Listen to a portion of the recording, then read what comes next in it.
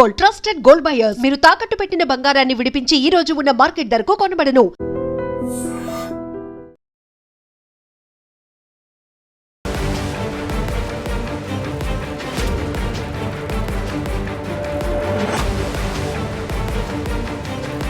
నమస్కారం, welcome to iDream media. నేను మీ సంగీత. ఎవరైనా సరే మనకు తెలిసిన వాళ్ళు మన దగ్గరికి వచ్చి ఒక బిజినెస్ దీంట్లో మీరు ఇంత పెట్టుబడి పెడితే అధిక మొత్తంతో వడ్డీతో మనకు మళ్ళీ బ్యాక్ లాభాలు రావడం జరుగుతుంది అని చెప్పగానే అసలు ఆలోచించారు. సెకండ్ థాట్ ఉండదు, అరే మనం తక్కువ పెట్టుబడి పెడితే వాళ్ళు అధిక మొత్తంలో మనకు వడ్డీతో కూడిన డబ్బులు వెనక్కి ఎలా ఇస్తారు అని చెప్పేసి ఎవరికి ఆ ఆలోచన ఉండనే ఉండదు. 10 రూపాయలు పెట్టామా 100 రూపాయలు రావాలని చాలామంది ఆశిస్తుంటారు, తప్పులేదు అది. కానీ ఈజీ వేలో మాత్రం ఎప్పుడూ కూడా డబ్బులు రావు, కష్టపడితేనే డబ్బులు రావడం అనేది జరుగుతుంది. ఈ పాయింట్ మాత్రం చాలామంది గుర్తుపెట్టుకోవాలి దయచేసి. అయితే ఇప్పుడు నేను ఈ విషయాన్ని ఎందుకు చెప్పడం జరుగుతుంది అని అంటే, రీసెంట్గా మనం చూస్తూ ఉన్నాము, ఒక 2 డేస్ నుంచి కూడా హైదరాబాద్ సైబరాబాద్ కమిషనరేట్ కార్యాలయంలో ఈ ఈడబ్ల్యూఓ కార్యాలయంలో ఏమవుతుంది అంటే ఒక 180కి పైగా కేసులు అనేవి రావడం జరిగింది. మేము 70 కోట్లు ఒకరు మోసపోయారని, 40 కోట్లు ఒకరు మోసపోయారని, 18 కోట్లు ఒకరు మోసపోయారని చెప్పేసి ఇట్లా ఒక్కొక్కరు వచ్చేసి ఫిర్యాదులు ఇవ్వడం అనేది జరుగుతుంది. అంటే ఇదంతా కూడా ఒక లేడీ మధురపాటి సంధ్యారాణి అని చెప్పేసి ఆవిడ ఏం చేసింది అని అంటే, ఒక కంపెనీలో ఇదివరకు ఆమె ఇది 2 ఇయర్స్ కంటే బిఫోర్ ఆవిడ ఆడిటర్గా ఒక కంపెనీలో పనిచేసినప్పుడు ఎవరైతే అక్కడికి వస్తున్నారో వాళ్ళ త్రూ కొంతమంది పరిచయాలు పెంచుకోవడం జరిగింది. అంటే అందరూ కూడా IAS, IPS, politicians, retired judges, business mens వాళ్ళందరితో కూడా పరిచయం పెంచేసుకొని వాళ్ళతో కాంటాక్ట్ అయ్యి ఇట్లా నేను ఒక బిజినెస్ పెడుతున్నాను, దాంట్లో మనము ఇలా స్టిచ్చింగ్ మెషినరీ బిజినెస్ పెడితే దాంట్లో మనం తక్కువ పెట్టుబడి పెట్టేసి మనం ఎంప్లాయీస్ అందరినీ చూపించేసి మనం ఎక్కువగా లాభాలు అనేది దాంట్లో నుంచి తీసుకోవచ్చు, మీరు ఇంత పెట్టుబడి పెట్టండి అని చెప్పడంతో చాలామంది అందులో పెట్టుబడి పెడుతూ వచ్చారు. అంటే రీసెంట్గా ఒక పర్సన్ మనకు ఏదైతే సైబరాబాద్ కమిషనరేట్లో చెప్పాడు, నేను ఒక 70 కోట్ల రూపాయలు నేను సంధ్యారాణి ఎవరైతే ఉన్నారో ఆవిడ ఈ స్టిచ్చింగ్ మిషనరీ బిజినెస్లో పెడితే నాకు ఎక్కువ మొత్తంలో లాభాలను చూపిస్తాను అని చెప్పేసి చెప్పడం జరిగింది అని చెప్పేసి చెప్పడంతో అతను డబ్బులు పెట్టాడు. కానీ ఇప్పుడు ఆమె ఏం చెప్తుందంటే, నేను నష్టపోయాను, నా దగ్గర డబ్బులు లేవని చెప్పేసి ఇంకా వీళ్ళకి కనిపించట్లేదు. ఇది ఒక 2 ఇయర్స్ నుంచి కూడా ఇది కంటిన్యూ అవుతుంది.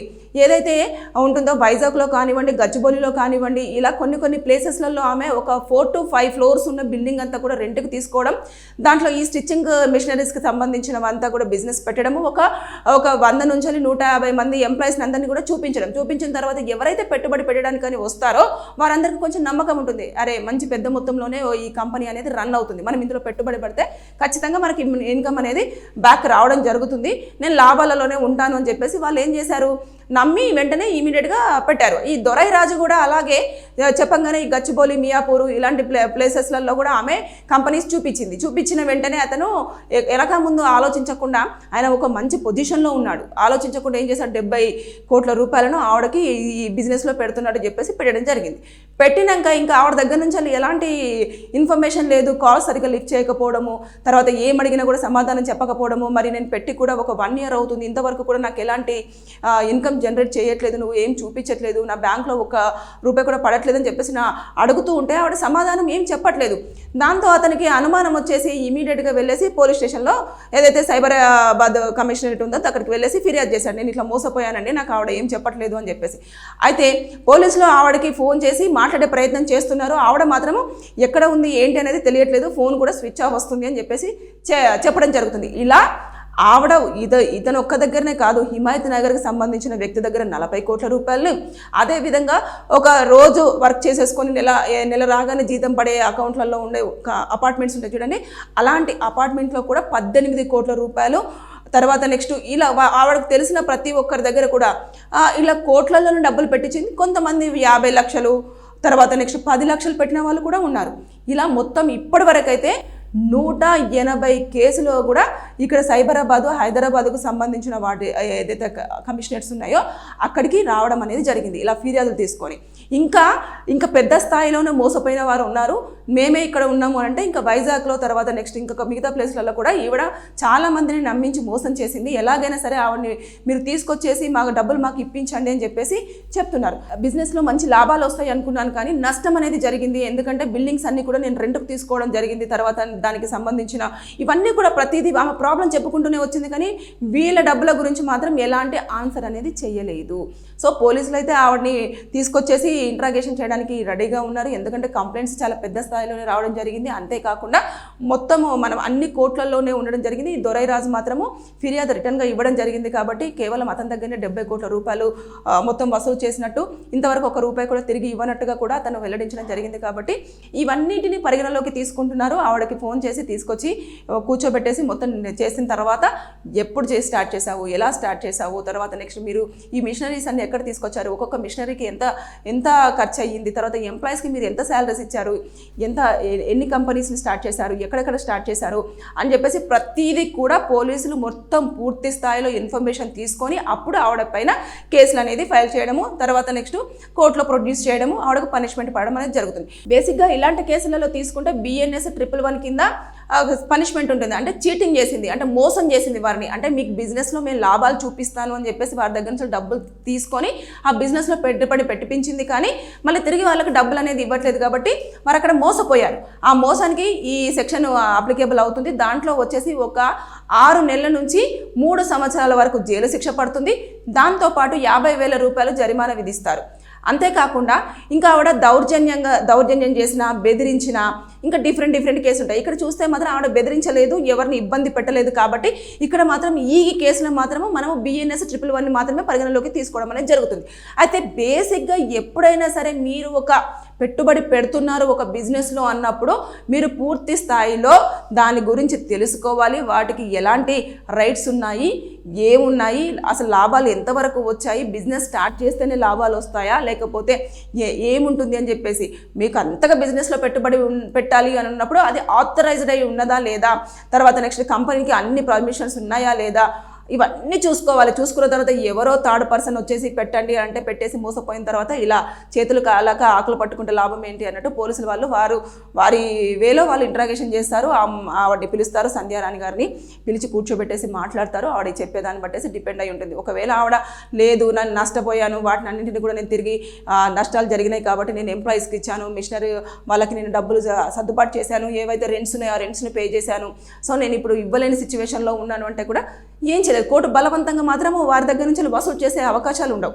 అంటే ఇది ఒకవేళ వసూలు చేయాలన్నా కూడా వారికి టైం ఇస్తారు. ఒక టైం డ్యూరేషన్ పీరియడ్ ఇచ్చేసి మీరు ఈ టైం నుంచి ఈ టైం వరకు ఎవరెవరికి ఎంతెంత ఇవ్వాలనుకుంటున్నారో అది మొత్తం కూడా చెప్పండి అని విత్ వడ్డీతో సహా మీకు ఇప్పించడం అనేది జరుగుతుంది. కానీ ఇక్కడ చూసుకుంటే కోట్లలోనే ఇన్కమ్ ఉంది.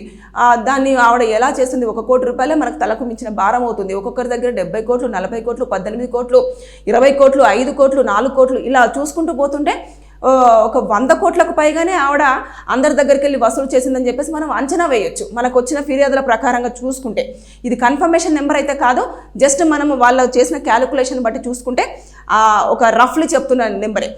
ఇలా చూసుకుంటే మనము ఎప్పుడైనా ఏదైనా బిజినెస్ మనకు పెట్టుబడి అనేది తక్కువ పెట్టి ఎక్కువగా ఇన్కమ్ లాభాలు వస్తాయి అంటే మాత్రం అది కష్టం రాదు. ఎంత కష్టపడితే అంత మనకు లాభం అనేది రావడం జరుగుతుంది. అది మనం ఓన్గా పెట్టుకుంటే చెప్పలేం. థర్డ్ పార్టీలలో మనం ఇలా పెట్టినాము అంటే వాళ్ళు ఏమంటారు, మేము నష్టపోయాము కాబట్టి ఆ నష్టాన్ని మేము ఫుల్ఫిల్ చేసుకోవడానికి వీళ్ళకి ఇచ్చేసి వీటిని కూడా సెటిల్మెంట్ చేసామంటే మనం చేసేది ఏముండదు. అక్కడ పెట్టుబడి ఇంత కష్టపడి ఇంత దాచుకొని తీసుకెళ్ళి ఎవరికో ఇస్తే వారు నష్టపోయాము అని చెప్పేసి అంత ఈ డబ్బులన్నీ మనం నష్టపోయినట్టే కదా. సో ఏదైనా పని ఒకటి చేసే ముందు ఆలోచించి నిర్ణయాలు తీసేసుకోండి. ఇప్పుడైతే మరి ఆవిడ ఒకవేళ దొరికినా కూడా ఆవిడకు ఒక 6 నుంచి వెళ్ళి 3 సంవత్సరాల వరకు జైలు శిక్ష, ఒక ₹50,000 జరిమానా అనేది విధించడం జరుగుతుంది.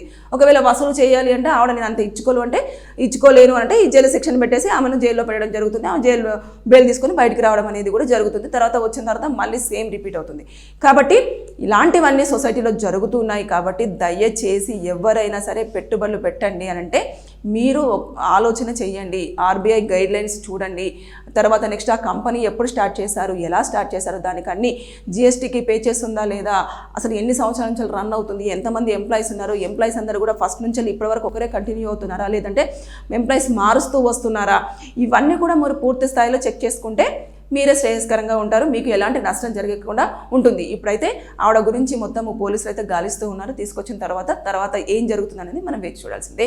మీకు కనుక ఎవరికైనా లీగల్గా ఏమైనా డౌట్స్ ఉన్నా, లేదు అంటే ఏదైనా ప్రాబ్లం ఉన్నా కూడా కింద వీడియోలో మీరు కామెంట్ రూపంలో తెలియజేయండి. లేదు అనుకుంటే స్క్రీన్ మీద కనిపిస్తున్న నెంబర్కి కాల్ చేసేస్తే నేను మీకు లీగల్గా మీకు ఏ డౌట్ ఉన్నా కూడా నేను క్లియర్ చేయడానికి ప్రయత్నం చేస్తాను. Thank you. And don't forget to subscribe to iDream. And for more videos, Please subscribe to iDream. Please subscribe to iDream. Please subscribe iDream. And please subscribe to iDream.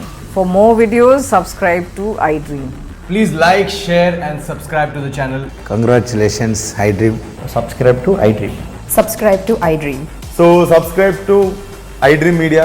iDream ki iDream team అందరికి huge congratulations. Please subscribe iDream Media. Please subscribe to iDream. Subscribe iDream. Please subscribe to iDream. iDream అంటే నా కళల channel subscribe చేసుకున్న నోరు తిరుగుతలేదు, మీరైతే గంట గుర్తు కొట్టండి. For more such videos, please subscribe to iDream. Subscribe to iDream. Please subscribe to iDream. Please subscribe iDream Media. Please do subscribe to iDream. Please subscribe to iDream Media. For best entertainment and information, please subscribe iDream.